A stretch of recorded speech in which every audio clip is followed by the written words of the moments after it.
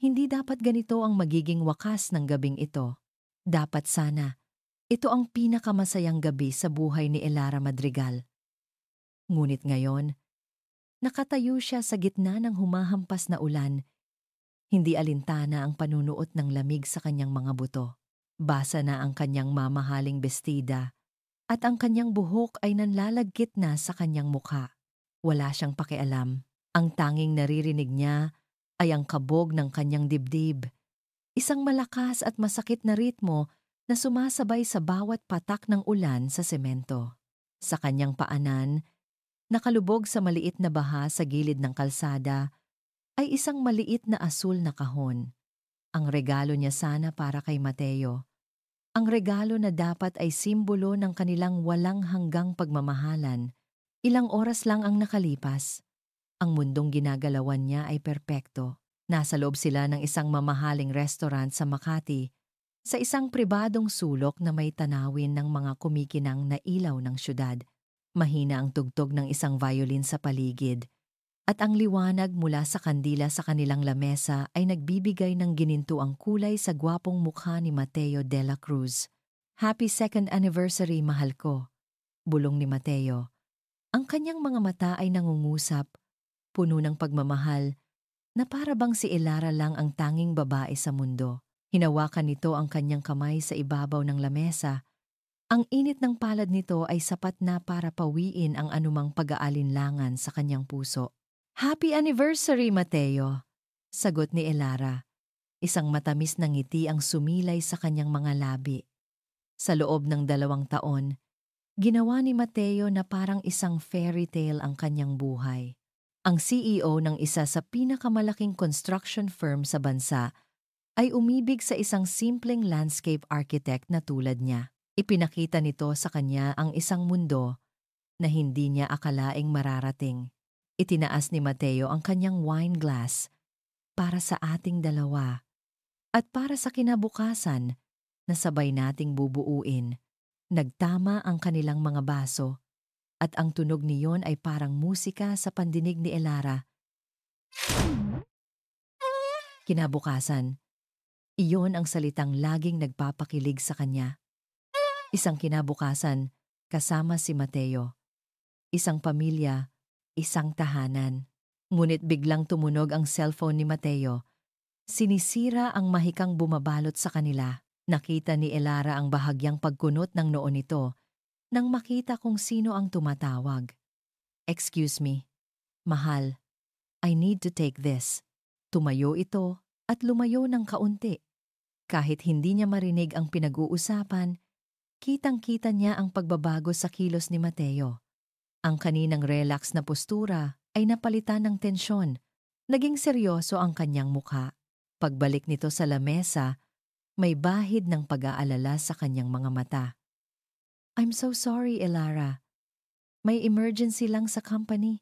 Isang malaking problema sa isa sa mga site namin sa Laguna. Kailangan ako doon ngayon na." Naramdaman ni Elara ang isang maliit na kirot ng pagkadismaya, pero agad niya itong iwinaksi. "CEO si Mateo. Trabaho niya iyon. Okay lang." "Naiintindihan ko," sabi niya. Pilit na ngumingiti. "Babalik ako kaagad. I promise. Ipagpatuloy natin ito bukas," sabi ni Mateo. Hinaplos ang kanyang pisngi bago siya hinalikan sa noo. "I love you. I love you too," sagot niya habang pinapanood itong magmadaling umalis. Naiwan siyang mag-isa sa lamesa. Ang napakasarap na pagkain ay tila nawalan na ng lasa. Napabuntong hininga siya. Sayang ang gabi nila. Ngunit bigla, isang ideya ang pumasok sa kanyang isip. Isang ideya na muling nagpasigla sa kanya. Susorpresahin niya si Mateo. Mabilis niyang tinapos ang kanyang pagkain at nagmamadaling lumabas ng restaurant. Pumara siya ng taxi at nagpahatid sa isang mall na malapit lang sa opisina ni Mateo. Binili niya ang regalong matagal na niyang pinag-ipunan, isang mamahaling relo na may nakaukit na petsa ng kanilang anibersaryo at ang mga salitang "habang panahon." Nakangiti siyang lumabas ng mall, yakap-yakap ang maliit na kahon. Siguradong matutuwa si Mateo dito. Dumiretso siya sa Dela Cruz Tower, ang nagtataasang gusali na pag-aari ng kumpanya ni Mateo. Ngunit pagdating niya sa opisina nito sa penthouse, madilim at wala ng tao. Ma'am Elara, kanina pa po umalis si Sir Mateo, sabi ng guard sa lobby. Nagtaka siya. Sabi nito ay may emergency. Siguro ay sa ibang opisina ito nagpunta. Tinawagan niya ang cellphone nito, ngunit hindi ito sumasagot. Nagring lang ito nang nagring hanggang sa maputol. Muli siyang nakaramdam ng pagkadismaya. Nagpasya siyang umuwi na lang. Habang nasa taxi, nagsimulang pumatak ang ulan, maliliit na ambon na unti-unting lumakas. Dahil sa traffic, nagpasya siyang bumaba na lang sa isang kanto para maglakad papunta sa kondo nila na ilang bloke na lang ang layo. Doon, sa pagtawid niya sa isang kalsada na puno ng mga high-end na bar at restaurant, isang pamilyar na figura ang nahagip ng kanyang mga mata sa loob ng isang glass-walled na bar. Napatigil siya sa gitna ng kanyang paglalakad. Isang lalaking nakasuot ng mamahaling suit. Katulad ng suot ni Mateo kanina, nakatalikod ito. Pero pamilyar ang tindig, ang gupit ng buhok, ang paraan ng paghawak nito sa baso ng alak. At may kasama itong babae. Isang magandang babae na hindi niya kilala, nakaupo ito sa kandungan ng lalaki. Ang mga braso ay nakapulupot sa leeg nito. Hindi maaring si Mateo iyan, sabi niya sa sarili. May emergency siya sa Laguna, pero dahan-dahang lumingon ang lalaki.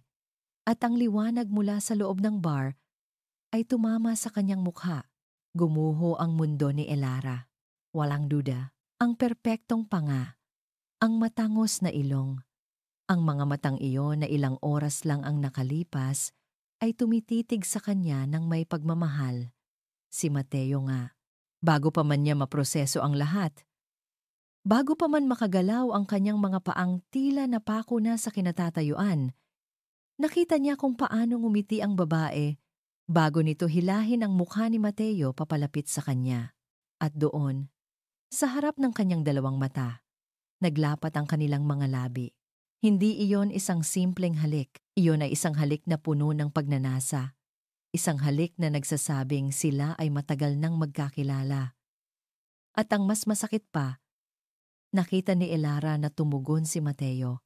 Ang isang kamay nito ay humaplos sa likod ng babae, hinihila ito palapit pa sa kanya.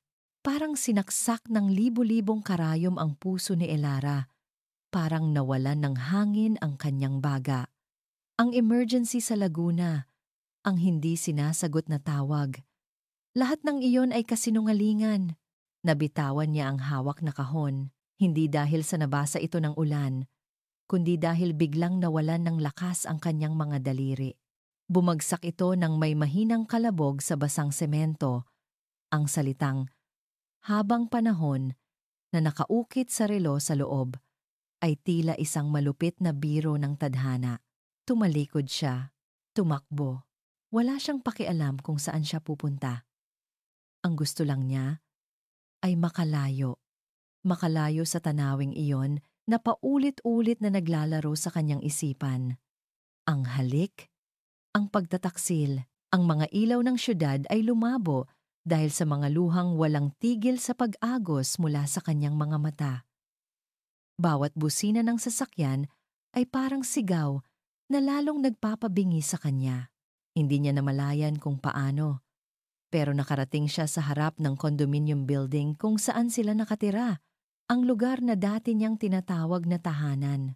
Pagpasok niya sa kanilang unit, ang katahimikan ang sumalubong sa kanya.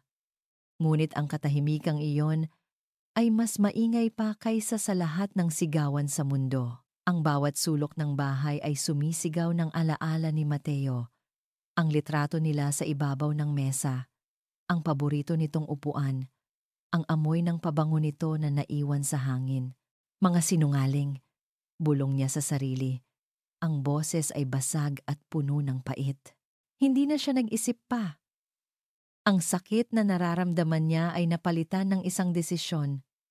Isang desisyon na kailangan niyang gawin para iligtas ang sarili. Aalis siya. Binuksan niya ang aparador at walang awang hinablot ang kanyang mga damit. Isinisilid ang mga iyon sa isang malaking maleta. Ang kanyang mga kamay ay nanginginig, ngunit ang kanyang kilos ay mabilis at desperado. Hindi niya kayang manatili rito kahit isang segundo pa. Hindi niya kayang harapin si Mateo at makita ang pagsisinungaling sa mga mata nito. Sa kanyang pagmamadali, nasagi niya ang kanyang handbag na nakapatong sa kama. Nahulog ito at bumukas. Kumalat ang laman sa sahig, isang lipstick, ang kanyang mga susi, ang kanyang wallet, at may isa pang bagay. Isang puting bagay ang gumulong mula sa loob nito at tumigil malapit sa kanyang paa. Napahinto si Elara sa kanyang ginagawa. Dahan-dahan siyang yumuko at pinulot ito. Ang kanyang puso ay muling nagsimulang kumabog ng napakabilis, ngunit sa ibang dahilan na. Isang pregnancy test. Ang pregnancy test na binili niya kaninang umaga, na kinakabahan, ngunit puno ng pag-asang ginamit niya. At sa maliit na bintana nito, sa kabila ng panlalabo ng kanyang paningin dahil sa luha, ay malinaw na malinaw ang 2 linyang pula. Positibo. Napaluhod siya sa sahig. Ang isang kamay ay napahawak sa kanyang tiyan, habang ang mundo niya ay muling gumuho sa pangalawang pagkakataon sa loob lamang ng isang gabi. 5 taon. Sa loob ng 5 taon, kayang magtayo ni Mateo de la Cruz ng isang skyscraper mula sa pundasyon hanggang sa pinakatuktok nito. Kaya niyang palaguin ang isang maliit na investment at gawin itong isang multimilyong pisong asset. Kaya niyang baguhin ang skyline ng isang syudad. Ngunit sa loob ng 5 taon, hindi niya nagawang hanapin ang babaeng bigla na lang naglaho na parang bula. Nakatayo si Mateo sa harap ng floor-to-ceiling glass window ng conference room. Ang tanaw ang abalang syudad ng Makati. Sa ibaba, sa kanyang likuran, nagpapatuloy ang isang mainit na diskusyon sa pagitan ng mga board member ng kanyang kumpanya. Ngunit ang mga boses nila ay parang ugong na lang sa kanyang pandinig. Sir Mateo, we need your decision on the proposed budget for the Cebu project. Dahan-dahan siyang lumingon. Ang kanyang mukha ay kalmado. Ang kanyang mga mata ay matalim at malamig. Ang Mateo ngayon ay malayong-malayo na sa lalaking nakipagtawanan sa isang candlelit dinner 5 taon na ang nakalipas. Ang init sa kanyang mga mata ay napalitan ng yelo. Ang kanyang ngiti ay naging isang pormalidad na lamang. Triple the budget for safety and integrity testing. I want 0 compromises. I don't care about the cost. I care about the results. Mariin niyang sabi. Ang kanyang boses ay may bigat at awtoridad na agad nagpatahimik sa buong silid. Tumango ang mga board member. Walang nangahas na kumontra. Iyon ang batas sa De La Cruz Holdings. Ang salita ni Mateo ay final. Anything else? Tanong niya. Ang tingin ay lumibot sa lamesa. Tumayo si Sabrina Cortez, ang kanyang executive secretary na ngayon ay isa ng vice president for operations. Suot niya ang isang eleganteng business suit. Ang kanyang buhok ay perpektong nakaayos. Sa loob ng 5 taon, naging kanang kamay siya ni Mateo. Laging maaasahan at napakagaling sa kanyang trabaho. Sir, about the new Tagaytay prospect. The acquisition of the land is almost complete. We just need your final approval to begin the site development plan. Ulat niya. Ang kanyang boses ay propesyonal. Ngunit may bahagyang lambing na laging naroon kapag si Mateo ang kinakausap niya. Sinubukan niyang salubungin ang tingin nito. Isang maliit na ngiti ang naglalaro sa kanyang mga labi. Ngunit ang tingin ni Mateo ay dumaan lang sa kanya, diretso sa mga dokumentong hawak nito. Send the full geological survey to my email. I'll review it tonight. Meeting adjourned. Agad na tumayo ang lahat. Habang nag-aayos sila ng kanilang mga gamit, lumapit si Sabrina kay Mateo. Mateo. Sir, magandang balita iyon para sa atin. Sabi niya. Sinubukang maging mas personal. Isang malaking panalo. It's just business, Sabrina. Malamig na sagot ni Mateo. Hindi man lang ito tinitingnan habang inaayos ang kanyang necktie. Panatilihin natin itong propesyonal. Isang mabilis na sakit ang gumuhit sa mukha ni Sabrina, ngunit agad niya itong itinago sa likod ng isang pilit na ngiti. Of course, sir. Ipaghahanda ko na ang mga dokumento. Umalis si Mateo sa conference room nang hindi na muling nagsasalita. Iniwan si Sabrina na nakatayo roon, ang mga kamao ay bahagyang nakakuyom sa kanyang tagiliran. Ang penthouse unit ni Mateo ay malawak at moderno, puno ng mga mamahaling kasangkapan at sining. Ngunit sa kabila ng lahat ng karangyaan, ang pakiramdam sa loob ay malamig at walang buhay. Katulad ng may-ari nito. Hinubad niya ang kanyang coat at inihagis ito sa sofa. Kumuha siya ng isang baso ng whiskey at dumiretso sa kanyang study. Ang bigat sa kanyang dibdib ay isang pamilyar na kasama. Isang aninong hindi nawawala kahit sa pinakamaliwanag na silid. Binuksan niya ang isang drawer sa kanyang mesa. Sa ilalim ng mga papeles ng negosyo, may isang bagay doon na nakatago. Isang bagay na hindi niya kayang itapon. Kinuha niya ang isang naka-frame na litrato. Ito na lang ang natitira sa kanya. Isang larawan ni Elara. Nakuha niya sa isa sa kanilang mga beach trip. Nakangiti ito sa litrato. Ang buhok ay hinahangin at ang mga mata nito ay kumikinang sa saya. Ang Elara na masaya at walang muwang sa sakit na paparating. 5 taon. Sa unang taon, halos mabaliw siya sa paghahanap.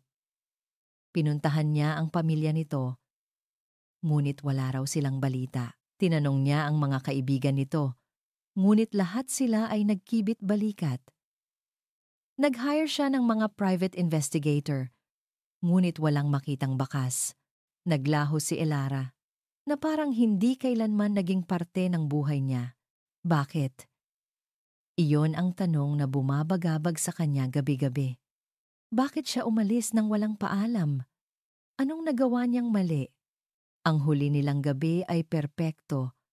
Hanggang sa tumawag ang ospital, isang tawag na nagsasabing ang kapatid niyang si Marco ay naaksidente na naman, lasing at walang malay.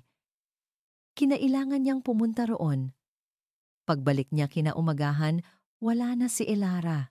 Wala na ang mga gamit nito. Wala nang kahit anong bakas. Huminga siya ng malalim.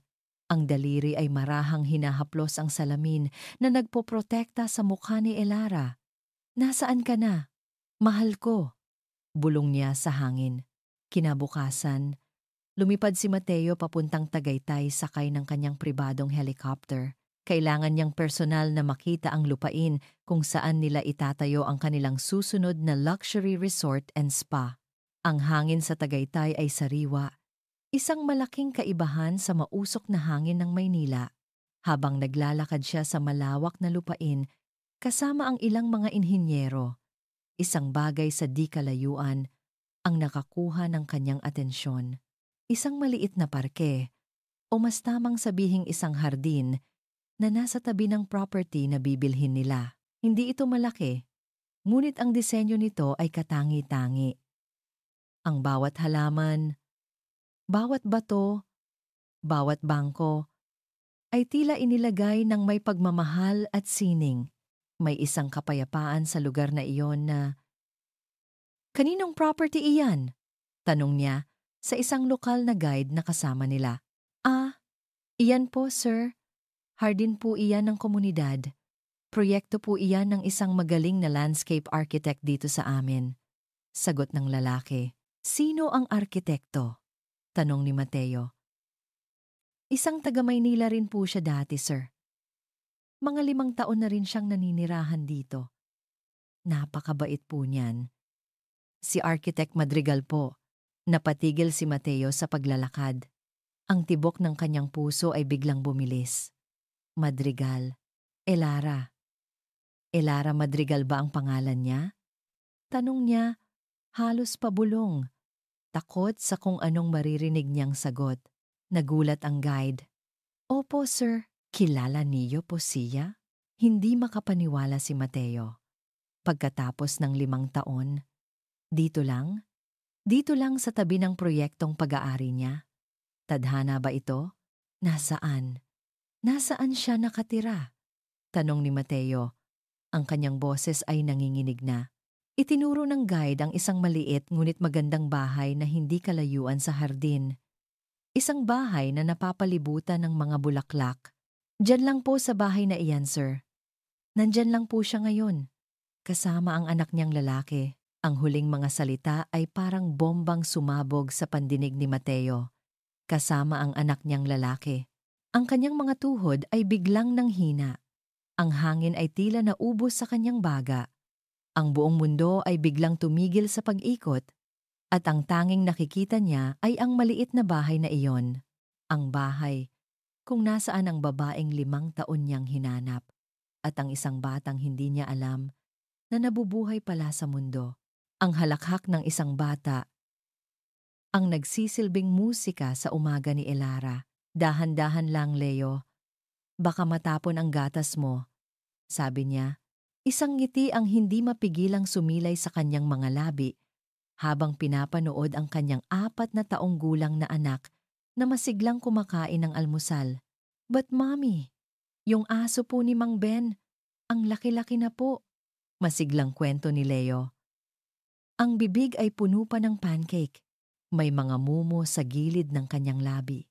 At ang kanyang buhok ay magulo pa, ngunit sa paningin ni Elara, siya ang pinaka-perpektong nilalang sa buong mundo. Ito ang kanyang mundo ngayon. Simple, payapa, at buo. 5 taon na ang nakalipas mula nang talikuran niya ang magulo at masakit na buhay sa Maynila. Dito sa Tagaytay, sa tulong ng kanyang maliit na naipon at walang tigil na pagsisikap, nakapagtayo siya ng isang bagong buhay para sa kanilang dalawa.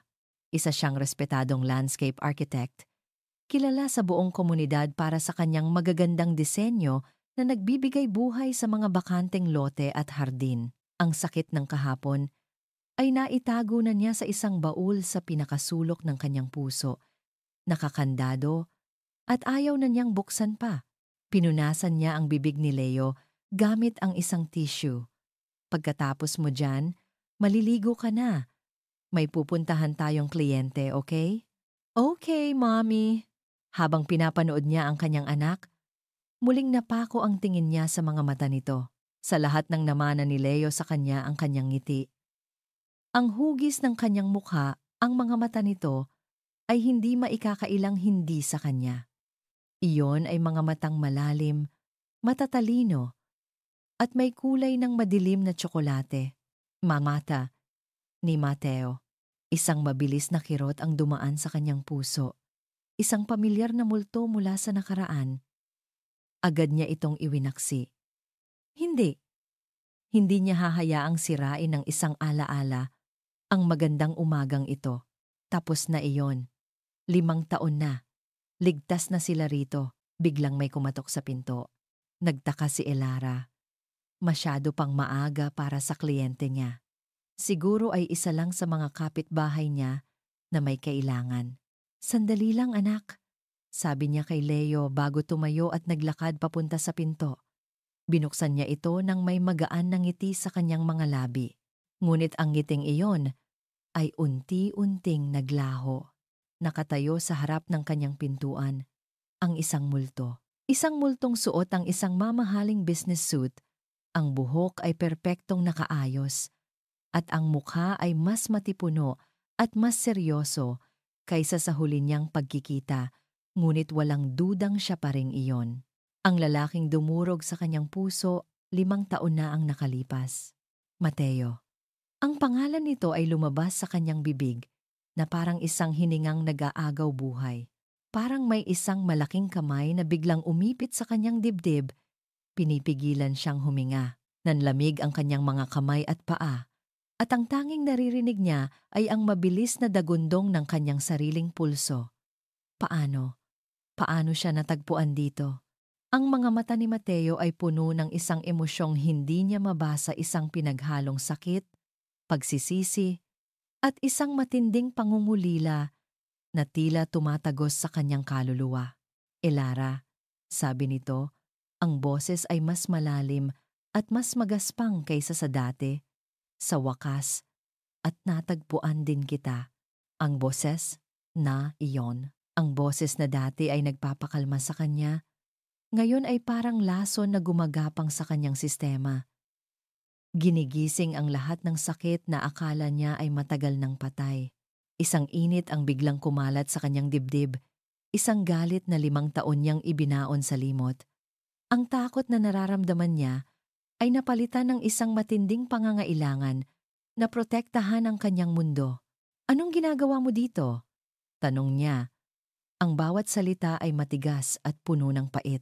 "Magpapaliwanag ako, Elara. Please, bigyan mo ako ng pagkakataon." "Pagkakataon?" Isang mapaklang tawa ang kumawala sa kanyang lalamunan. 5 taon, Mateo. 5 taon akong namuhay nang wala ka. 5 taon akong sinubukang buuin ang sarili ko.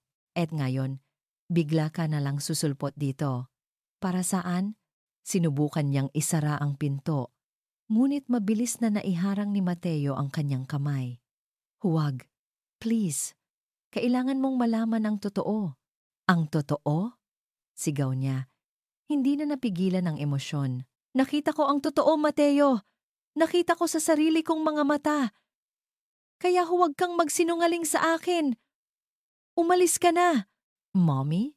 Sino po siya?" Isang maliit na boses ang bumasag sa kanilang tensyon. Pareho silang napatingin sa ibaba. Nakatayo sa likuran ni Elara si Leo. Ang kanyang maliit na kamay ay nakakapit sa dulo ng bestida ng ina. Ang kanyang malalaki at malinaw na mga mata ni Mateo ay nagtatakang nakatingin mula kay Elara papunta sa estranghero sa kanilang pintuan. Natigilan si Mateo.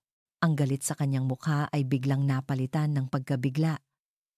Ang kanyang mga mata ay nanlalaki habang nakatitig kay Leo. Para siyang nakakita ng sarili niyang refleksyon sa isang maliit na bata. Ang hangin ay tila tumigil. Ang oras ay huminto. Ang lahat ng salitang inihanda niya ay naglaho. Nakita ni Elara ang reaksyon nito at isang matinding takot ang biglang bumalot sa kanya. Hindi niya pwedeng hayaan ito. "Umalis ka!" ulit niya. Ang boses niya ngayon ay nanginginig, hindi na sa galit kundi sa takot. "Wala kang karapatan dito. Wala kang karapatan sa amin." Bumalik ang tingin ni Mateo sa kanya. Ang kanyang mga mata ay basang-basa, puno ng sakit at isang bagay na mukhang desperasyon. Humakbang ito papalapit. Ngunit umatras si Elara. Itinago si Leo sa kanyang likuran. "Elara, pakiusap." "Umalis ka!" Nakita ni Mateo ang takot sa mga mata ni Elara. Ang takot na baka tuluyan na siyang mawala ulit dito. Ang takot na hindi na siya nito papakinggan kailanman. Kaya't sa isang hininga ng desperasyon, isinugal niya ang lahat. "Hindi ako aalis hanggat hindi mo alam ang totoo," sabi ni Mateo. Ang kanyang boses ay basag ngunit mariin. Tinitigan niya si Elara ng diretso sa mga mata. Ang kanyang sariling sakit ay nakabalandra para makita ng lahat. "Maniwala ka sa akin, Elara. Ang lalaking nakita mo noong gabing iyon. Hindi ako yon," napatigil si Elara. "Anong pinagsasabi mo?" Huminga si Mateo ng malalim, ang kanyang mga mata ay hindi bumibitiw sa kanya. "Iyon si Marco." Ang salitang kakambal ay binitawan ni Mateo sa hangin, at tila ito nagyelo roon, nakabitin sa pagitan nilang dalawa. Ang ekspresyon sa mukha ni Elara ay isang bagay na hindi malilimutan ni Mateo habang siya'y nabubuhay. Ang galit sa mga mata nito ay napalitan ng ganap na pagkalito. Ang kanyang bibig ay bahagyang nakabukas, na para bang may gusto siyang sabihin ngunit walang salitang lumalabas. "Ano? Anong sinasabi mo?" Sa wakas ay naitanong nito. Ang boses ay mahina at nag-aalinlangan. Ito na ang pagkakataon niya. Ang nag-iisang pagkakataon para itama ang 5 taon ng kasinungalingan at sakit. "Papasukin mo muna ako, Elara. Pakiusap." Mahinahong sabi ni Mateo. Ang kanyang mga mata ay nagsusumamo. Dahan-dahan siyang tumingin sa batang si Leo na nagtatago pa rin sa likod ng ina Ang malalaking mata nito ay puno ng pagtataka. Hindi ako mananakit. Gusto ko lang magpaliwanag. Nag-alinlangan si Elara. Nakita ni Mateo ang digmaan sa loob nito, ang pagnanais na isara ang pinto. At itaboy siya palayo. At ang isang maliit na kislap ng kuryosidad na hindi nito mapigilan. Sa huli, pagkatapos ng isang tila walang katapusang sandali, marahan itong tumango at umatras para bigyan siya ng daan. Isang malaking hininga ng ginhawa ang pinakawalan ni Mateo. Pumasok siya sa loob ng bahay. Simple lang ang tahanan nila, ngunit malinis at puno ng init. Malayong malayo sa malamig at malawak niyang penthouse sa Maynila. Ito ay isang tahanan. Leo, anak, punta ka muna sa kwarto mo at maglaro, okay? May pag-uusapan lang kami ni bisita, sabi ni Elara. Ang kanyang boses ay bahagyang nanginginig. Tumango ang bata at masunuring pumasok sa silid nito. Ngunit hindi bago ito sumulyap muli kay Mateo nang may pagtataka. Nang silang dalawa na lang ang naiwan, ang katahimikan ay naging mas mabigat. Hinarap siya ni Elara. Ang mga braso ay nakakrus sa kanyang dibdib. Isang pader na nakaharang sa pagitan nila. Magsalita ka. Malamig na utos nito. Huminga ng malalim si Mateo. Dito magsisimula ang lahat. Hindi ko siya kailanman ikinuwento sa'yo. At iyon ang pinakamalaking pagkakamali ng buhay ko. Nagsimula siyang magkwento. Ang boses niya ay puno ng pait at kahihiyan habang binubuksan niya ang isang kabanata ng kanyang buhay na matagal na niyang sinubukang ibaon. Ikinuwento niya si Marco, ang kanyang identical twin brother. Pareho sila ng mukha, ngunit magkaibang-magkaiba ang kanilang landas. Si Mateo ang panganay, ang responsable, ang tagapagmana. Si Marco ang bunso, ang black sheep ng pamilya, ang artistang may malayang kaluluwa na laging nasasangkot sa gulo. Habang ako nag-aaral magpatakbo ng negosyo, siya abala sa pagsusugal, sa mga babae, sa mga utang. Sabi ni Mateo, ang tingin ay nasa sahig.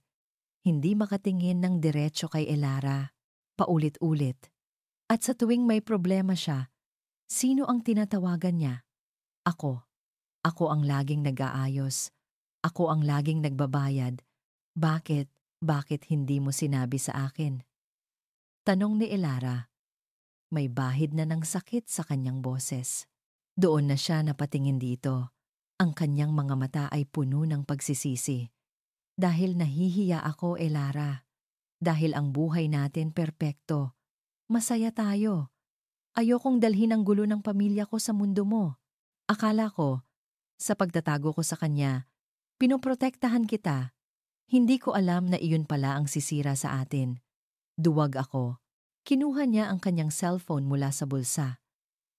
Binuksan niya ang kanyang photo gallery at hinanap ang isang lumang litrato. Ipinakita niya ito kay Elara. Nasa litrato ang dalawang binatang magkamukhang magkamukha. Ang isa, si Mateo, ay nakasuot ng formal na polo. Seryoso ang ngiti. Ang isa, si Marco, ay nakasuot ng itim na t-shirt, may hikaw sa isang tenga, at may isang mapang-asar na ngiti sa labi. Napasinghap si Elara. Ang kanyang mga mata ay nanlalaki. Pabalik-balik ang tingin mula sa cellphone patungo sa mukha ni Mateo. Diyos ko, noong gabing iyon, pagpapatuloy ni Mateo, ang gabing umalis ka, tumawag sa akin ang ospital. Naaksidente si Marco. Lasing na naman. Kaya ako umalis sa dinner natin, hindi dahil sa emergency sa Laguna. Nagsinungaling ako. Dahil ayoko na namang masira ang gabi natin dahil sa kanya. Pero, ang babae, ang halik. Hindi ko alam. Pagdating ko sa ospital, nandoon siya. Kinaumagahan, sinubukan kitang tawagan para ipaliwanag ang lahat. Pero hindi ka na sumasagot. Pag-uwi ko sa kondo, wala ka na. Para kang bula na naglaho. Binuksan niya ang kanyang email sa cellphone. Tingnan mo, ipinakita niya rito ang isang e-ticket. Isang flight papuntang Cebu. 2 araw bago ang kanilang anniversary. at mga email na may timestamp, mga business correspondence tungkol sa isang malaking deal na isinara niya roon, at isang link sa isang business news article na nagpapatunay na nandoon nga siya sa Cebu sa mismong araw na nakita ni Elara ang pagtataksil. Buong akala ko, ako ang nasa Laguna. Pero nasa Cebu ako noong gabing iyon, Elara. Kakalapag ko lang sa Maynila ilang oras bago ang dinner natin. Imposibleng ako ang nakita mo sa bar na iyon. Binitawan ni Elara ang pagkakakrus ng kanyang mga braso. Naglakad siya palayo. Ang isang kamay ay napahawak sa kanyang noo. Nakikita ni Mateo ang pagyanig ng kanyang mga balikat. Ang 5 taon ng galit at sakit na itinayo niya sa paligid ng kanyang puso ay unti-unting gumuho at ang nasa ilalim niyon ay isang nakakabinging pagkalito. Ang alaala niya ay napakalinaw. Ang sakit ay napakatotoo. Ngunit ang mga ebidensyang nasa harap niya ay hindi maikakaila. Pero bakit? Bulong nito, ang boses ay basag na. Humarap ito sa kanya. Ang mga mata ay puno ng luhang hindi pa pumapatak. Kung totoo ang lahat ng sinasabi mo, bakit niya gagawin iyon? Bakit tayo sisirain? Ang tanong na iyon ay sumuntok sa puso ni Mateo. Ang tanong na iyon ang 5 taon na rin niyang tinatanong sa kanyang sarili. Lumapit siya rito, dahan-dahan, na parang lumalapit sa isang sugatang hayop. Tumigil siya nang may sapat na distansya sa pagitan nila. Hindi ko alam. Mahina niyang pag-amin. Ang kanyang boses ay puno ng bigat. Pero iyan din ang tanong na gusto kong malaman ang sagot. At hindi ako titigil hanggat hindi natin nalalaman. Ilang araw ang lumipas. Na tila isang panaginip para kay Elara. Isang panaginip na hindi niya alam kung isa bang magandang pangarap o isang masamang bangungot. Pumayag siyang bigyan si Mateo ng pagkakataon. Hindi dahil sa naniniwala na siya agad, kundi dahil sa utang niya sa sarili at sa anak niya na alamin ang buong katotohanan. Ang mga ebidensyang ipinakita ni Mateo ay masyadong malakas para ipagsawalang bahala, ngunit ang sakit na dala ng alaala ng gabing iyon ay masyado ring malalim para basta na lang kalimutan. Sasama ako sa iyo pabalik ng Maynila, sabi niya kay Mateo isang umaga, habang si Leo ay abala sa paglalaro sa hardin. Kailangan kong malaman. Kailangan kong maintindihan ang lahat. Nakita niya ang pag-asa sa mga mata ni Mateo. Isang liwanag na matagal nang nawala. Gagawin ko ang lahat, Elara. Patutunayan ko sa'yo. Taimtim na sabi nito. Ang pagbabalik sa Maynila ay kakaiba. Nakasakay sila sa pribadong sasakyan ni Mateo. Isang mamahaling SUV na malayong-malayo sa sinasakyan niyang pampublikong bus noon.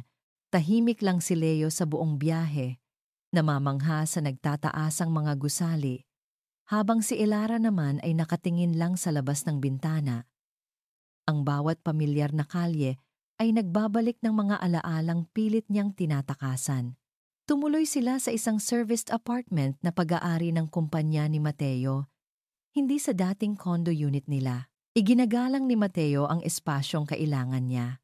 Sa mga unang araw, naging mailap ang pakikitungo nila sa isa't isa. Puno ng alanganin na mga ngiti at mga salitang hindi masabi. Ngunit nakikita ni Elara ang pagsisikap ni Mateo na kumonekta kay Leo. Araw-araw, may dala itong mga laruan. Nagkukwento ito ng mga nakakatawang bagay para lang mapatawa ang bata. At isang hapon, nakita ni Elara mula sa bintana si Mateo at si Leo sa parke sa ibaba naglalaro ng habulan. Ang tawa ng kanyang anak ay malaya at masaya. At sa unang pagkakataon, nakita ni Elara ang isang sulyap ng lalaking minahal niya noon, hindi ang malamig na CEO, kundi ang Mateong marunong maglaro at ngumiti ng totoo. Isang kirot ang muling dumaan sa kanyang puso. Ngunit sa pagkakataong ito, hindi lang sakit ang dala nito, kundi pati na rin ang isang maliit na kislap ng panghihinayang. Isang araw, nagpasya siyang bisitahin ang opisina ni Mateo sa De La Cruz Tower. Gusto kong makita, sabi lang niya. Pagdating nila roon, lahat ng empleyado ay napapatingin sa kanya. Ang ilan ay may pagtataka. Ang ilan ay may halong tsismis sa kanilang mga mata. Ang pagbabalik ng nawawalang babae sa buhay ng kanilang CEO. At doon, sa gitna ng abalang opisina, nakita niya ang isang pamilyar na mukha. Elara! Oh my God! Ikaw nga! Si Sabrina Cortez. Mas gumanda ito at mas mukhang makapangyarihan kaysa dati. Lumapit ito sa kanya at niyakap siya ng mahigpit, ngunit naramdaman ni Elara ang paninigas ng katawan nito. It's so good to see you! We all missed you! Masayang sabi ni Sabrina, ngunit ang ngiti nito ay hindi umaabot sa kanyang mga mata. Ang mga matang iyon ay mabilis na sumulyap kay Mateo bago bumalik sa kanya may isang kislap na hindi niya mawari. Sabrina, simpleng bati ni Mateo. Si Elara ay bumalik na. Nakikita ko nga, Sir, at masaya ako para sa inyong dalawa, sabi ni Sabrina. Ang kanyang tingin ay puno ng kahulugan. Kinagabihan, habang natutulog na si Leo, nakatanggap si Elara ng isang text message. Galing iyon kay Sabrina. Humihingi ng paumanhin sa abala at kung maaari ba silang magkita para magkamustahan lang. Nag-alinlangan si Elara, ngunit pumayag din siya. Siguro, may alam si Sabrina. Matagal na itong nagtatrabaho para kay Mateo. Nagkita sila sa isang tahimik na coffee shop kinabukasan. Alam mo, Elara, nagulat talaga ako nang makita kita ulit, panimula ni Sabrina. Pagkatapos humigop ng kanyang kape. Pero masaya ako. Nakita ko kung gaano naging malungkot si Sir Mateo nitong mga nakaraang taon. Talaga? Oo naman, sabi ni Sabrina. Ang kanyang mukha ay puno ng simpatya. Ngunit bigla, ang kanyang boses ay bahagyang bumaba. Pero, kung papayagan mo akong maging tapat bilang isang kaibigan, mag-ingat ka. Napakunot ang noo ni Elara. Anong ibig mong sabihin? Sumandal si Sabrina, na para bang nagbabahagi ng isang malaking sikreto. Maraming nagbago sa kanya sa loob ng 5 taon, Elara. Ang negosyo, ang pressure. Binago siya nito. Naging mas komplikado siya. May mga bagay siyang ginagawa.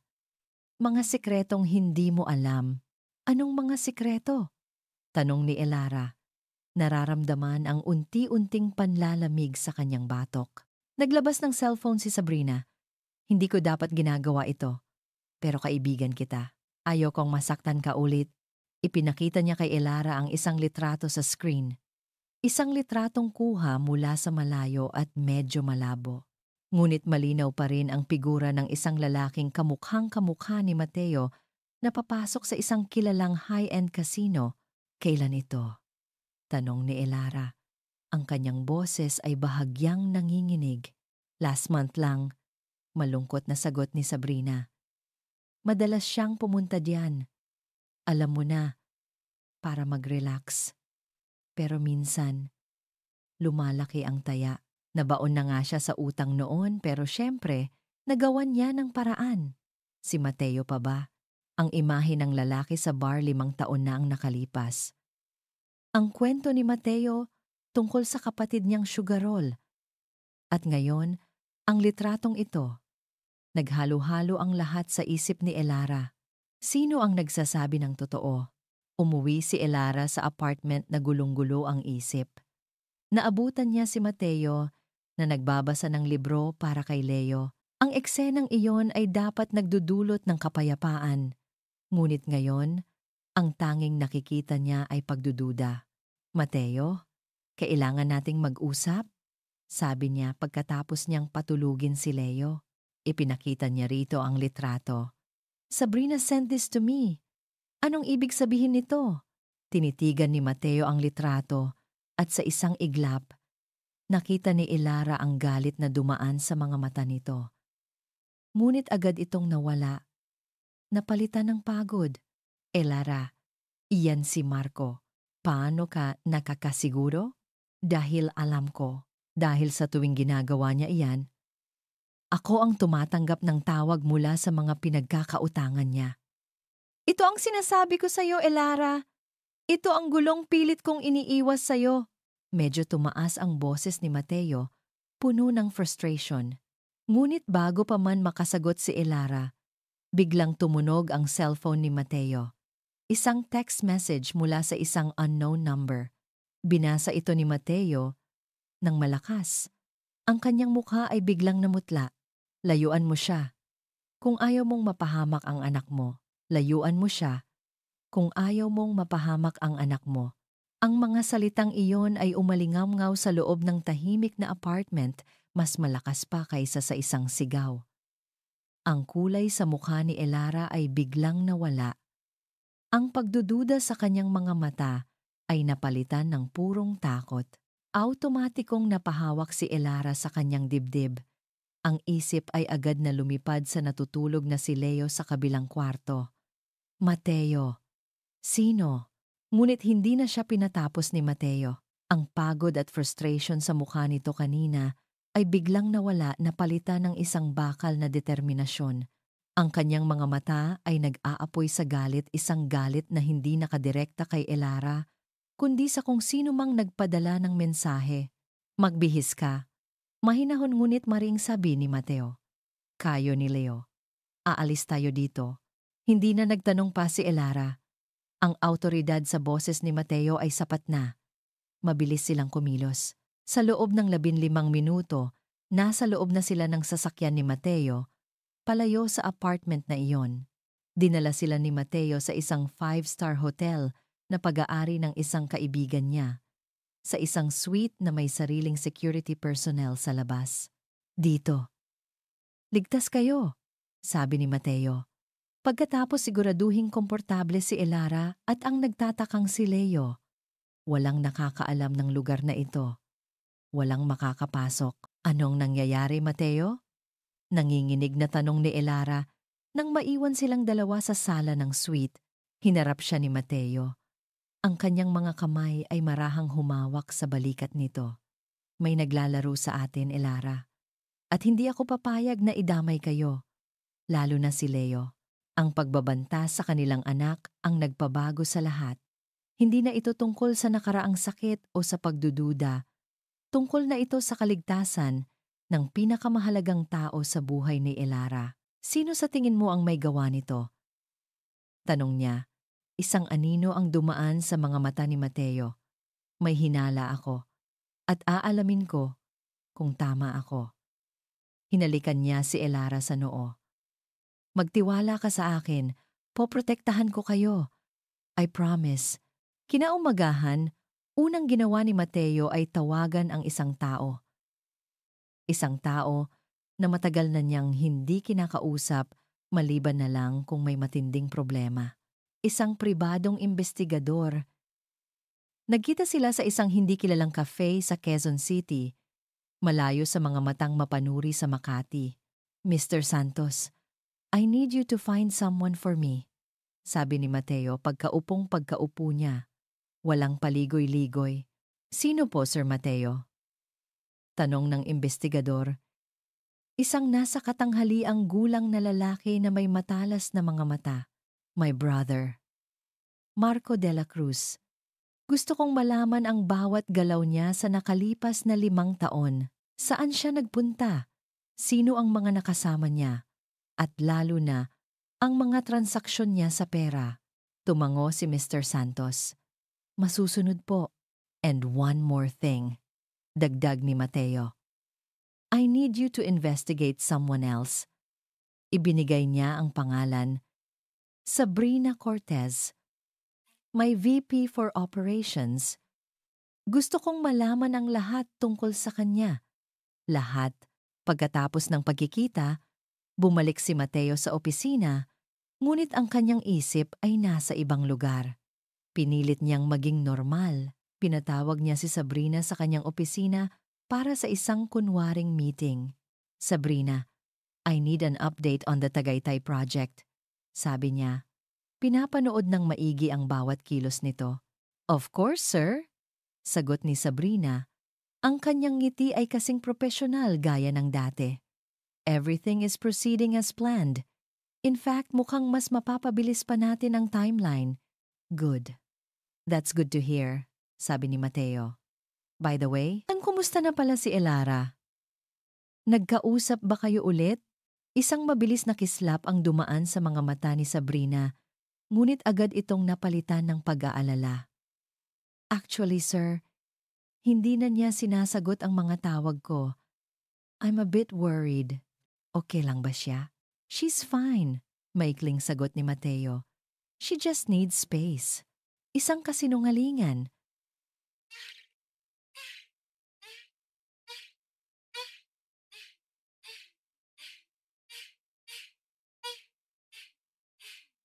Gusto niyang makita kung paano ito magre-react at hindi siya nabigo. Ang bahagyang pag-angat ng gilid ng labi ni Sabrina na agad din nitong itinago ay sapat na para kay Mateo.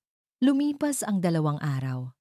2 araw ng walang tigil na pag-aalala para kay Elara at walang tulog na paghihintay para kay Mateo. Sa wakas, tumawag si Mr. Santos. Sir Mateo, may nakuha na po ako. Nagkita silang muli.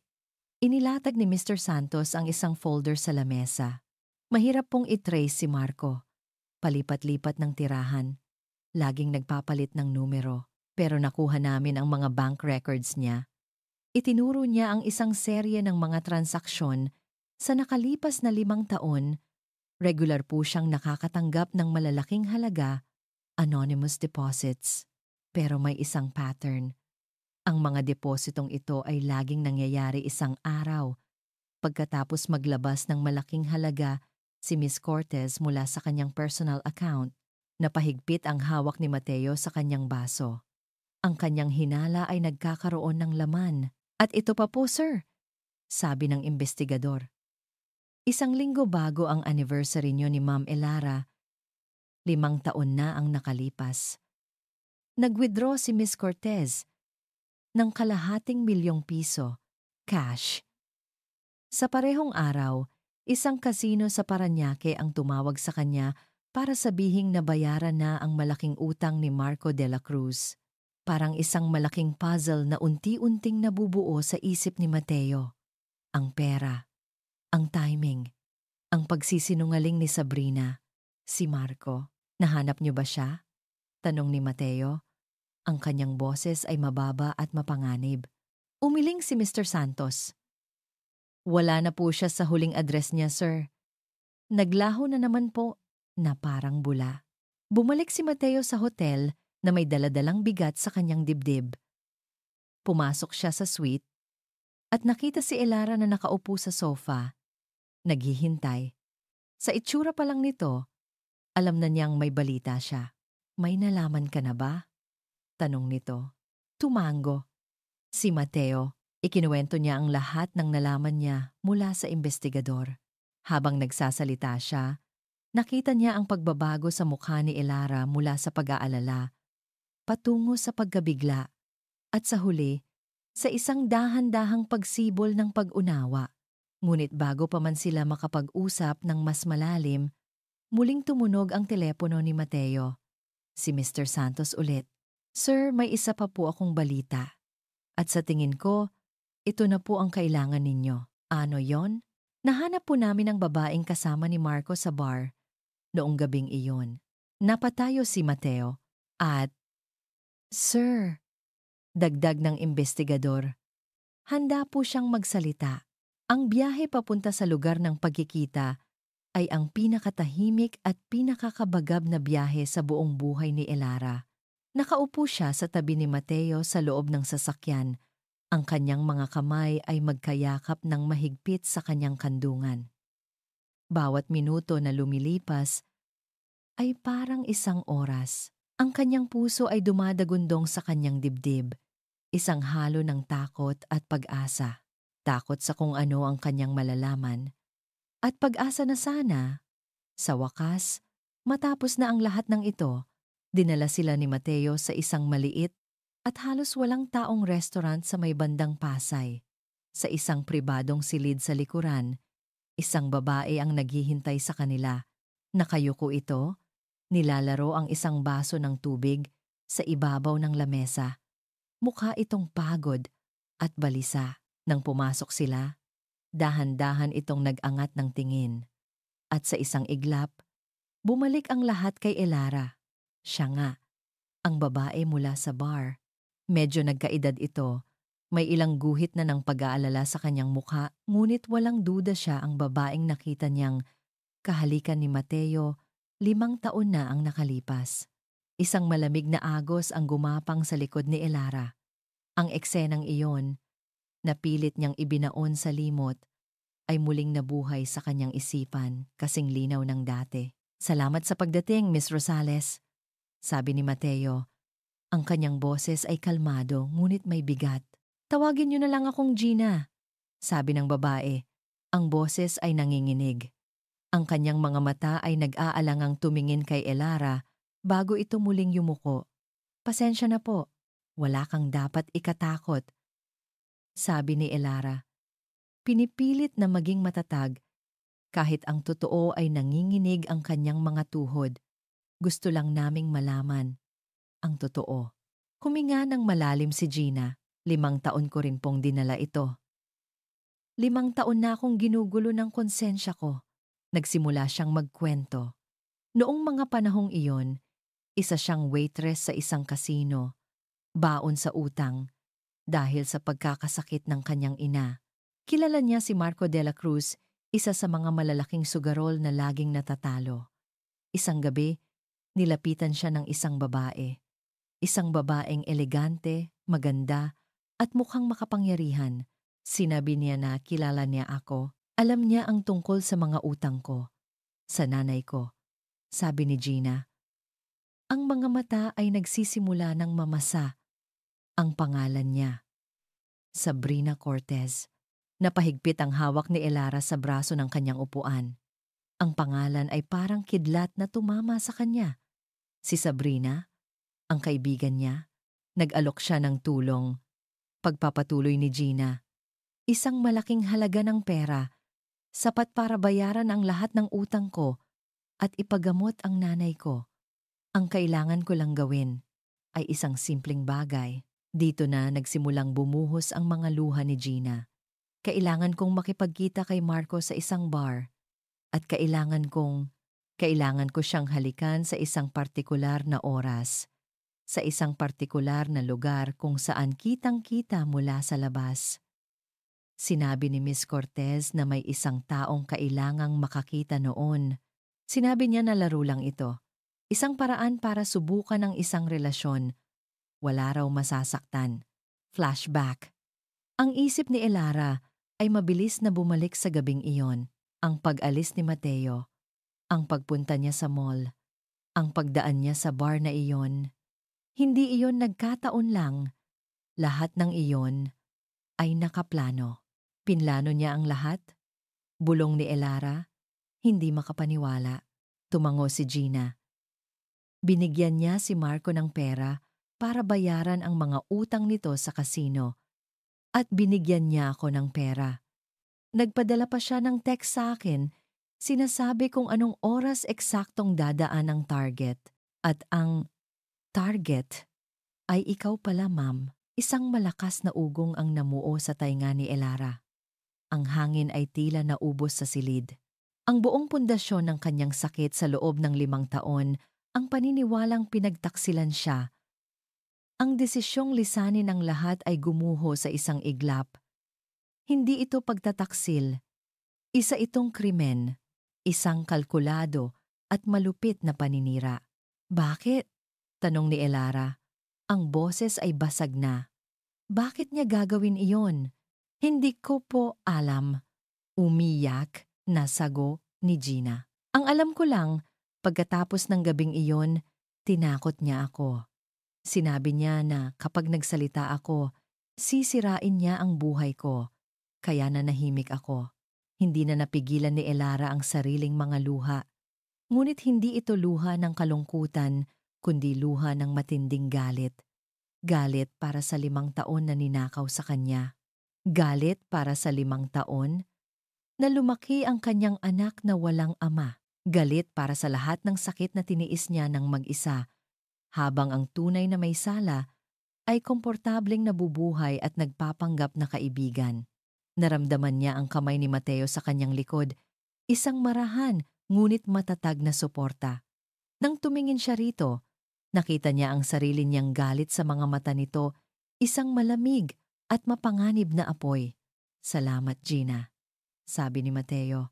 Ang kanyang boses ay mababa. Sapat na ito. Umalis sila sa restaurant na iyon na may dalang bigat ng katotohanan. Pagbalik nila sa hotel, hindi sila halos nag-usap. Ang isip ni Elara ay blanko. Ang tanging nararamdaman niya ay isang nakakabinging katahimikan.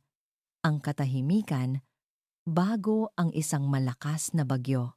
Nang gabi ring iyon, pagkatapos niyang siguraduhing mahimbing nang natutulog si Leo, lumabas siya ng kwarto at naabutan si Mateo na nakatayo sa may bintana, nakatanaw sa mga ilaw ng syudad. Nilapitan niya ito. "Elara," hindi na niya ito pinatapos. Hinawakan niya ang mukha nito gamit ang dalawang kamay at sa mga matang puno ng luha, sinabi niya, "Patawarin mo ako. Patawarin mo ako sa hindi ko pakikinig. Patawarin mo ako sa hindi ko pagtitiwala." Umiling si Mateo. Hinawakan ang kanyang mga kamay. "Wala kang kasalanan. Ako ang may kasalanan. Dapat sinabi ko sa iyo ang lahat mula pa sa simula." Sa wakas, pagkatapos ng 5 mahahabang taon, ang pader sa pagitan nila ay tuluyan ng gumuho. Niyakap niya si Mateo ng mahigpit at sa unang pagkakataon, naramdaman niyang ligtas siya. Naramdaman niyang nakauwi na siya. Ngunit nang kumalas sila sa yakap, isang malamig na determinasyon ang pumalit sa sakit sa mukha ni Elara. Kailangan niyang pagbayaran ito. Tumango si Mateo at pagbabayaran niya. Ngunit paglingon nila patungo sa pinto ng kanilang suite, bumukas ito. Nakatayo roon si Sabrina. Ang kanyang mukha ay kalmado na parang wala siyang ginawang masama. May hawak siyang isang maliit na sobre. "Narinig ko na bumalik na raw kayo," sabi nito. Isang matamis ngunit nakakakilabot na ngiti ang sumilay sa kanyang mga labi. Tumingin ito sa kanila, na para bang alam na nito ang lahat. "Naisip niyo bang tapos na ang laro? Akala niyo ba? Ganoon lang kadali?" Inihagis niya ang sobre sa isang maliit na lamesa. Ang laro ay nagsisimula pa lang. Ang paglitaw ni Sabrina sa kanilang pintuan ay kasing lamig ng isang biglaang buhos ng yelo sa disyerto. Ang kanyang presensya ay hindi lamang isang pangahas na pagpapakita, kundi isang deklarasyon ng giyera. "Anong ginagawa mo dito?" mariing tanong ni Mateo. Ang kanyang katawan ay automatikong humarang sa harap ni Elara, isang protektibong pader sa pagitan niya at ng babaeng nanakit sa kanya. Ngumiti lang si Sabrina, isang ngiting puno ng kumpiyansa na nakapagpanginig sa dugo ni Mateo. "Nabalitaan ko kasing naghahanap kayo ng katotohanan. Naisip ko baka kailangan nyo ng tulong, hindi namin kailangan ng kahit anong galing sayo," sagot ni Elara. Ang kanyang boses ay matatag sa kabila ng galit at pagkabigla. "Alam na namin ang lahat, Sabrina. Ang ginawa mo kay Gina, kay Marco. Ang lahat." Ang ngiti ni Sabrina ay lalong lumawak. "Talaga? Alam niyo na ang lahat? O baka naman, ang alam niyo lang ay ang bahagi ng kwentong gusto niyong paniwalaan? Umalis ka na bago pa ako tumawag ng security," banta ni Mateo. Ang kanyang mga kamao ay nakakuyom na sa gilid. "Sige lang, tumawag ka," hamon ni Sabrina. "Pero bago mo gawin iyan, baka gusto mo munang pakinggan ang nilalaman ng sobrang iyan." Itinuro niya ang sobre na inihagis niya kanina. "Isipin niyo na lang na iyan ay isang maliit na regalo mula sa akin." At tulad ng isang anino, tumalikod ito at naglakad palayo. Ang tunog ng kanyang mga takong ay umalingaw-ngaw sa pasilyo, nag-iwan ng isang nakakabinging katahimikan at isang sobreng puno ng panganib. Kinuha ni Mateo ang sobre. Nanginginig ang kanyang mga kamay hindi sa takot, kundi sa nagpupuyos na galit. Sa loob, May isang maliit na USB flash drive. Isinaksak niya ito sa kanyang laptop habang si Elara ay nakatayo sa kanyang likuran. Ang mga kamay ay nasa kanyang balikat. Isang audio file lang ang laman nito. Pinindot ni Mateo ang play. Isang pag-uusap sa pagitan ng dalawang lalaki ang kanilang narinig. Ang isang boses ay malinaw na kay Marco. Ang isa ay sa kanya. Hindi na pwede to, Marco. Kailangan mo nang tumigil, sabi ng boses ni Mateo sa recording. Relax ka lang kuya, sagot ng boses ni Marco. May halong pang-aasar. Nagawa ko na ang pinapagawa mo. Naniwala siya. Akala niya talaga ikaw ang nakita niya. Napatigil sa paghinga si Elara. Ang mga daliri nito ay bumaon sa balikat ni Mateo. Hindi iyon ang usapan! Sigaw ng boses ni Mateo. Ang sabi ko, kausapin mo lang siya, takutin mo ng kaunti. Pero ang saktan siya, hindi kasama iyon sa plano. Plano mo, plano ko, sabi ng boses ni Marco. Ang mahalaga, umalis siya. Malalaman mo na ngayon kung gaano kanya talaga kamahal. Isang simpleng pagsubok lang, kuya. Isang pagsubok sa katapatan niya. Ngayon, nasaan na ang bayad ko? Isang mahabang katahimikan ang sumunod bago muling marinig ang boses ni Mateo. Pagod at puno ng pagsuko. Nasa account mo na. Ngayon, magpakalayo-layo ka na at huwag ka nang magpapakita sa akin kailanman. Natapos ang recording. Hindi, bulong ni Mateo. Ang kanyang mga mata ay nanlalaki sa hindi makapaniwalang pagtingin sa laptop screen. Hindi totoo yan. Pinutol nila. Dinamihan. Edited to. Tumingin siya kay Elara. Ang kanyang mukha ay puno ng desperasyon. Elara, maniwala ka sa akin. Ito ay isang patibong. Ginamit niya ang mga pag-uusap namin noon tungkol sa mga utang niya at pinagdugtong-dugtong para palabasin na ako ang may pakana ng lahat. Ngunit ang nakita niya sa mga mata ni Elara ay isang bagay na mas masakit pa kaysa sa isang suntok. Hindi galit, hindi pagkamuhi, kundi ang pagbabalik ng dating pagdududa, isang pagdududang mas malalim at mas nakalalason kaysa sa dati. Ang boses sa recording ay napakalinaw. Ang mga salita, bagamat binaluktot, ay may sapat na katotohanan para magtanim ng lason. Ang pag-amin ni Mateo na nagsinungaling siya tungkol sa emergency. Ang pag-amin niya na lagi niyang binabayaran si Marco. Lahat ng iyon ay nagbigay ng bigat sa kasinungalingan ni Sabrina. Elara. Umatras si Elara. Ang mga kamay ay bumitiw sa kanyang balikat. Hindi ko alam kung ano ang paniniwalaan ko. Sabi nito. Ang boses ay basag na. Ang gulo-gulo. Mateo, masyadong masakit. Ako ang paniwalaan mo! Sigaw ni Mateo. Ang frustration at takot ay nagsasagupaan sa kanyang boses. Ngunit bago pa man niya mahawakan si Elara, sabay na tumunog ang kanilang mga cellphone. Mga notifikasyon mula sa iba't ibang news outlets. Binuksan ni Mateo ang isa at ang kanyang dugo ay tila nagyelo. Dela Cruz Holdings, iniimbestigahan para sa pandaraya sa mga building materials. Ang headline ay sumampal sa kanya. Sunod-sunod na artikulo, lahat ay may parehong kwento. Isang anonymous source ang naglabas ng mga dokumentong mukhang totoo na nagpapatunay na ang kumpanya niya ay gumagamit ng substandard na materyales sa mga proyekto nito para makatipid. Isang malaking iskandalo na kayang magpabagsak sa lahat ng kanyang pinaghirapan. Ito ang tunay na atake ni Sabrina. Ang audio recording ay para lang kay Elara, ngunit ito ay para wasakin siya. Sunod-sunod na tawag ang pumasok sa kanyang telepono mula sa kanyang abogado, sa mga board members, sa PR team niya. Ang kumpanya niya ay nasa gitna ng isang malaking krisis. Ang stock market ay babagsak pagsapit ng umaga. Ang pangalan ng pamilya niya ay dudungisan, nawala ang lahat sa isang iglap. Sa gitna ng kaguluhan, Nakita niyang tahimik na lumuluha si Elara sa isang sulok. Ang babaeng kakakumbinsi niya lang na maniwala ulit sa kanya. Ngayon, muli na namang nawasak ng isang kasinungalingan na hindi niya kayang patunayan sa ngayon. Ang tiwala na kapwa nila inayos, ang kumpanyang binuo niya, ang kinabukasang inaasahan niya. Lahat ay parang buhangin na tinatangay ng hangin. Kailangan kong umalis. Sabi ni Mateo, ang boses ay puno ng bigat. Kailangan kong ayusin to. Mateo, dito ka lang. Dito lang kayo ni Leo.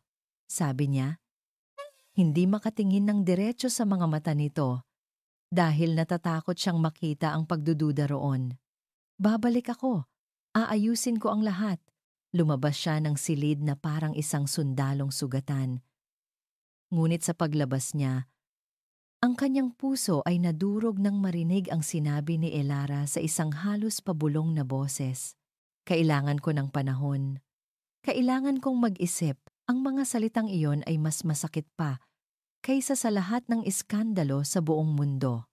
Sa sandaling iyon, naramdaman ni Mateo na nag-iisa siya, ganap na nag-iisa. Nang nasa elevator na siya pababa, muling nagring ang kanyang telepono.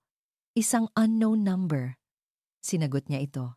Isang pamilyar na boses ang narinig niya sa kabilang linya. Ngunit puno ito ng takot at pagmamadali, ang boses ng kapatid niya.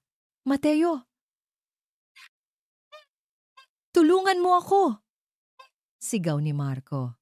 Si Sabrina! Babaliw na siya! Papapatajing niya ako. Naiwan si Elara sa gitna ng marangyang suite. Ngunit ang pakiramdam niya ay nasa loob siya ng isang gumuguhong gusali. Ang bawat salita mula sa audio recording ay umuulit sa kanyang isipan. Isang lason na dahan-dahang kumakalat. Ang mga balita tungkol sa kumpanya ni Mateo. Ang gulat at sakit sa mukha nito, bago ito umalis lahat, ay naghahalo-halo, lumilikha ng isang perpektong bagyo ng pagdududa at takot. Umupo siya sa sofa, ang mga kamay ay nanginginig, pinilit niyang isipin ang lahat ng maayos. Maaari kayang totoo ang nasa recording? Na si Mateo, sa isang desperadong paraan, ay sinubukan siyang subukin. Ang ideya ay kasuklam-suklam, ngunit ang boses sa recording ay napakatotoo. Ngunit pagkatapos, inalala niya ang mga mata ni Mateo, ang desperasyon, ang sakit ng makita nitong nagdududa na naman siya. At inalala niya ang mga mata ni Sabrina kanina, ang malamig at kalkuladong ngiti, ang tiwala ng isang taong alam na hawak niya ang lahat ng baraha. Hindi. Ito ang laro ni Sabrina. Ito ang kanyang huling, desperadong galaw. Ginamit niya ang bawat katotohanan ang pagkakaroon ni Marco, ang pagbabayad ni Mateo sa mga utang nito, ang pagsisinungaling ni Mateo tungkol sa emergency, at hinabi ang mga ito para makabuo ng isang perpektong kasinungalingan. Isang kasinungalingan na halos paniwalaan niya. Tumayo si Elara, na puno ng isang bagong determinasyon ang kanyang puso. 5 taon na siyang nagkamali. 5 taon na siyang naging biktima ng isang kasinungalingan. Hindi na ngayon. Tapos na ang pagiging biktima niya. Oras na para maniwala. Oras na para lumaban. Kinuha niya ang kanyang cellphone at mabilis na tinawagan si Mateo. Ilang beses itong nagring bago niya narinig ang balisang boses nito sa kabilang linya. Lara, may problema ba? Ligtas ba kayo ni Leo? Ligtas kami. Mabilis niyang sagot. Huminga siya ng malalim. Mateo, makinig ka sa akin. Natahimik ang kabilang linya. Naniniwala ako sa iyo. Sabi ni Elara, ang bawat salita ay matatag at puno ng kahulugan. Alam kong patibong lang ang lahat ng ito. Isang laro. At hindi ko hahayaang manalo siya. Isang sandali ng katahimikan ang sumunod. At pagkatapos ay narinig niya ang isang nanginginig na paghinga mula kay Mateo. Ang tunog ng isang taong nawawala na ng pag-asa na biglang nakakita ng liwanag. Elara, nasaan ka? Pupuntahan kita. Lalaban tayo ng magkasama. Ibinigay ni Mateo ang address ng isang lumang bodega sa may bandang Parañaque. Iyon daw ang lugar na sinabi ni Marco. Mag-ingat ka, Elara. Huwag kang mag-alala. Tumawag na ako ng pulis. Papunta na sila roon. Manatili ka na lang diyan. Hindi, mariing sagot ni Elara. Tapos na akong manatili lang. Tapos na akong magtago. Darating ako. Hindi na niya hinintay ang sagot nito. Ibinaba niya ang tawag. Hinalikan ang natutulog na si Leo at ibinilin ito sa pinagkakatiwalaang security ng hotel. Pagkatapos ay sumakay siya ng taxi. Ang kanyang puso ay kumakabog hindi na sa takot kundi sa katapangan. Pagdating niya sa bodega, naabutan niya si Mateo na naghihintay sa labas. Agad siyang lumapit dito. Walang salitang namutawi, ngunit ang pagtingin nila sa isa't isa ay sapat na. Isang pagtingin na nagsasabing, magkasama tayo dito. Pumasok sila sa madilim at maalikabok na bodega. Sa gitna, sa ilalim ng isang bilog ng liwanag mula sa nag-iisang bumbilya, nakita nila si Marco. Nakatali ito sa isang upuan, may mga pasa sa mukha, at ang damit ay may bahid ng dugo. Kuya! At mula sa dilim, lumabas ang isang figura. Si Sabrina. May hawak itong isang piraso ng tubo. Ang kanyang buhok ay medyo magulo at ang kanyang mga mata ay nagliliyab sa isang nakakatakot na liwanag. Wala na ang kalmadong VP. Ang kaharap nila ngayon ay isang babaeng nasa bingit ng kabaliwan. Dumating pala ang Reyna. Mapang-asar na sabi ni Sabrina, nakatingin kay Elara. Anghel na tagapagligtas. Akala mo ba, maililigtas mo siya? Tapos na ang laro mo, Sabrina. Sabi ni Mateo, humakbang sa harap ni Elara. Papunta na ang mga pulis. Isang malakas na tawa ang pinakawalan ni Sabrina. Isang tawang walang saya. Mga pulis? Akala niyo ba natatakot ako? Anong sasabihin niyo sa kanila? Na sinaktan ko ang lalaking ito? Itinuro niya si Marco gamit ang tubo. Ang lalaking kasabwat ko sa pagsira sa inyo? Maniniwala ba sila sa isang tulad niya? Oo, sabi ni Elara. Ang kanyang boses ay malinaw at matatag na ikinagulat ng lahat, pati na ni Mateo. Maniniwala sila dahil hindi lang kami ang may kwento. Anong ibig mong sabihin? Tanong ni Sabrina. Ang ngiti ay unti-unting nawawala sa kanyang mukha. Ikinuwento mo sa akin ang lahat, Sabrina, sabi ni Elara. Dahan-dahang lumakad palapit. Ikinuwento mo kung paano mo binalak ang lahat 5 taon na ang nakalipas. Kung paano mo ginamit si Marco. Kung paano mo binayaran si Gina. Inamin mo na pineke mo ang mga dokumento para sirain ang kumpanya at ipinagmalaki mo pa kung paano mo pinagdugtong-dugtong ang recording para sirain ang tiwala ko. Sinungaling! Sigaw ni Sabrina. Wala akong sinasabing ganyan. Wala nga ba? Tanong ni Elara. Itinaas niya ang kanyang cellphone na kanina pa pala nakarecord ng video.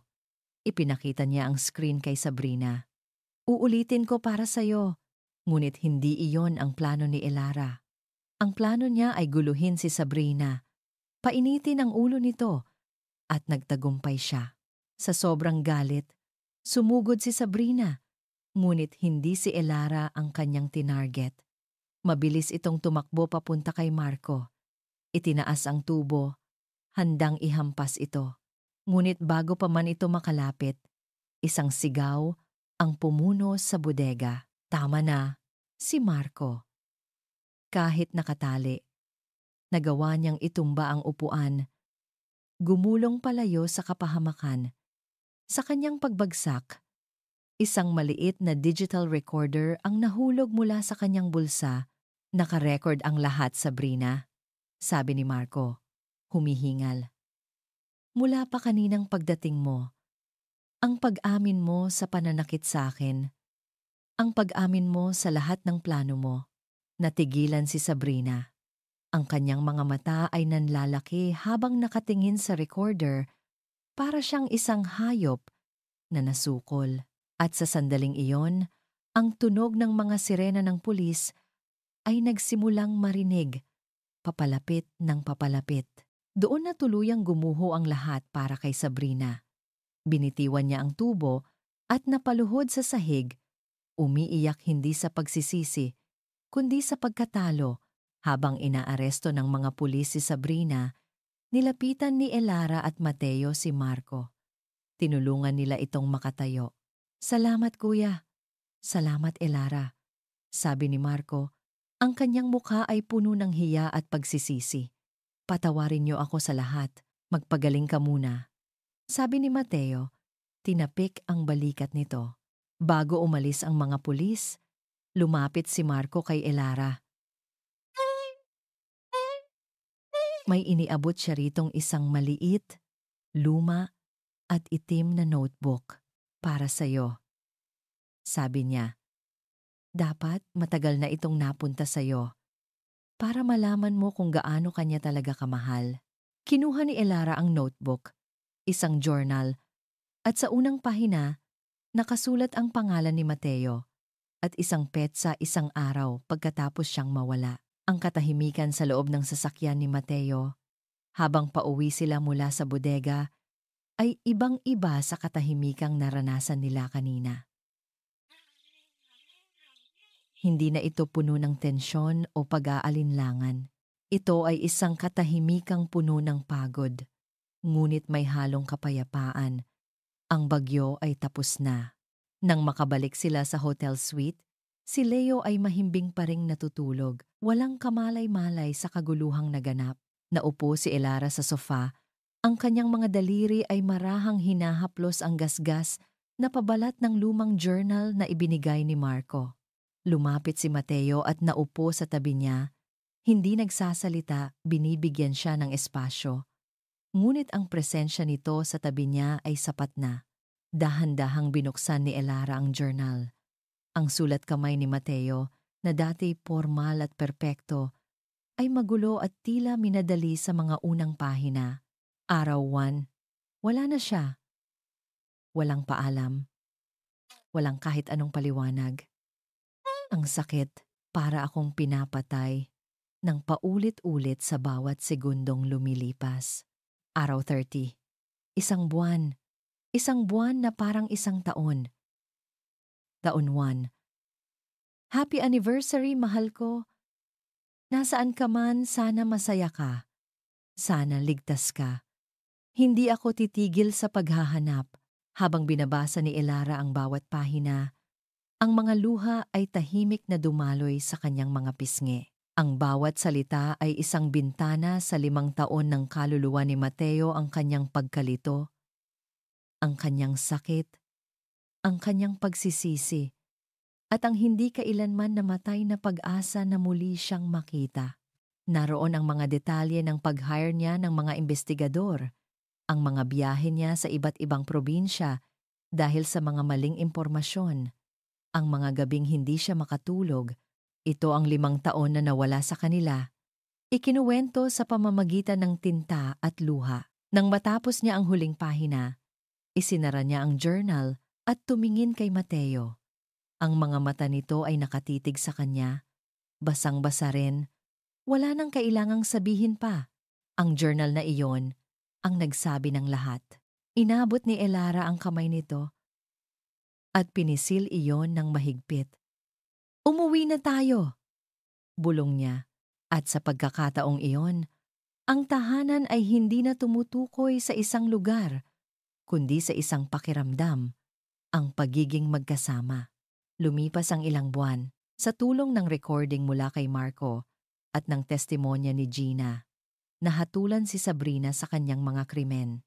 Ang iskandalo sa De La Cruz Holdings ay unti-unting nalinis at napatunayang lahat ng akusasyon ay gawa-gawa lamang. Si Marco, pagkatapos sumailalim sa rehabilitasyon, ay nagsimulang ayusin ang kanyang buhay. At sa unang pagkakataon, naging isang tunay na kapatid kay Mateo at isang mapagmahal na tito kay Leo. Isang hapon, habang namamasyal silang tatlo sa isang pamilyar na hardin sa Tagaytay, ang hardin na idinisenyo ni Elara, at ang lugar kung saan sila muling pinagtagpo, biglang lumuhod si Mateo sa harap niya. walang mamahaling restaurant, walang kandila o violin. Sila lang, si Leo na masayang naghahabol ng paru-paro at ang kalikasang saksi sa kanilang pag-iibigan. Kinuha ni Mateo ang kamay ni Elara. Elara Madrigal, simula niya, ang kanyang boses ay nanginginig sa emosyon. 5 taon na ang nakalipas, nawala sa akin ang lahat dahil sa isang kasinungalingan. Ngayon, sa harap ng katotohanan, gusto kong hilingin sa iyo na ibigay sa akin ang lahat. Will you marry me? Again? Tumatawa habang lumuluha, tumango si Elara. Yes, sabi niya. Sa bawat araw, sa habang panahon, oo, isinuot ni Mateo sa kanyang daliri ang isang simpleng singsing. Hindi ito bago. Ito ang singsing na dapat sana'y ibibigay niya noon. Itinago niya sa loob ng 5 taon. Naghihintay. Ang kanilang kasal ay ginanap sa isang pribadong beach sa Palawan. Simple, taimtim, at puno ng tunay na pagmamahal. Ang mga bisita ay iilan lamang ang kanilang malalapit na pamilya at kaibigan. Si Leo, suot ang isang maliit na suit, ang kanilang proud na ring bearer. Habang papalubog ang araw, nakatayo si Elara at Mateo sa dalampasigan, pinapanood si Leo na naglalaro sa buhangin. Sinong mag-aakala na pagkatapos ng lahat? Sabi ni Mateo. Niyakap si Elara mula sa likuran. Ngumiti si Elara at sumandal sa dibdib nito. Ang tiwala ang pinakamatibay na pundasyon. Bulong niya.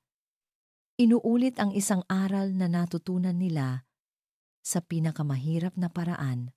Makalipas ang 2 taon, ang halakhak ng 3 bata ang pumuno sa kanilang bakuran. Si Leo, na ngayon ay mas matangkad na, ay tinutulungan ang kanyang nakababatang kapatid, isang kambal na lalaki at babae na maglakad. Lumabas si Elara at Mateo mula sa kanilang bahay. Magkahawak kamay. Ang kanilang tahanan ay hindi na isang condo unit sa syudad o isang maliit na bahay sa probinsya, kundi isang bahay na sila mismo ang nagdisenyo, isang lugar na puno ng liwanag, tawa at pagmamahal. Pinanood nila ang kanilang mga anak, ang simbolo ng kanilang bagong simula. Ang sakit ng nakaraan ay hindi na isang multong bumabagabag sa kanila, kundi isang pilat na nagpapaalala sa kanila ng kanilang katatagan. Pagkatapos ng lahat ng bagyo, sabi ni Mateo, hinalikan ang buhok ni Elara, natagpuan din natin ang ating bahaghari. Tumingin si Elara sa kanya. Ang kanyang mga mata ay nagniningning sa pag-ibig na mas matibay at mas dalisay kaysa dati. Dahil kahit saan man tayo dalhin ng buhay, sagot niya, basta't magkasama tayo, palagi tayong nakauwi sa isa't isa. At sa ilalim ng ginintoang liwanag ng hapon, sa gitna ng mga halakhak ng kanilang mga anak, alam nilang ang kanilang kwento ay hindi nagtapos sa sakit, kundi nagsimula sa pagpapatawad. At ang kanilang habang panahon ay sa wakas, nagsisimula pa lang. At dito nagtatapos ang kwento ni na Elara at Mateo. Sa aming minamahal na mga tagapakinig at taga-subaybay, isang taus-pusong pasasalamat mula sa amin. Maraming salamat sa pagsama ninyo sa bawat pagsubok, bawat luha, at bawat tagumpay sa paglalakbay ni na Elara at Mateo. Ang pagsulat ng kanilang kwento ay isa ring emosyonal na paglalakbay para sa amin. Bawat sakit na kanilang naramdaman, bawat pag-asang kanilang pinanghawakan, ay sinubukan naming bigyan ng buhay. Umaasang maantig namin ang inyong mga puso. Ang kanilang istorya ay isang paalala sa ating lahat na ang pundasyon ng anumang tunay na pagmamahalan ay ang tiwala. Isang paalala na kahit gaano kalalim ang sugat ng nakaraan, ang pagpapatawad ay laging posible at higit sa lahat, ito ay isang kwento ng pag-asa, pag-asang sa kabila ng pinakamadilim na unos, laging may naghihintay na bagong simula. Ngayon, nais naming marinig ang inyong boses. Anong aral ang inyong napulot mula kina Elara at Mateo? Aling bahagi ng kanilang kwento ang pinakatumatak sa inyo? Huwag po kayong mag-atubiling ibahagi ang inyong mga saloobin sa comment section sa ibaba. Ang bawat mensahe ninyo ay mahalaga sa amin. Muli, mula sa kaibuturan ng aming puso, salamat sa inyong pakikinig. Hanggang sa muli nating pagkikita sa susunod na kwentong aming ihahandog. Nagmamahal, Pusong Pinoy Tales.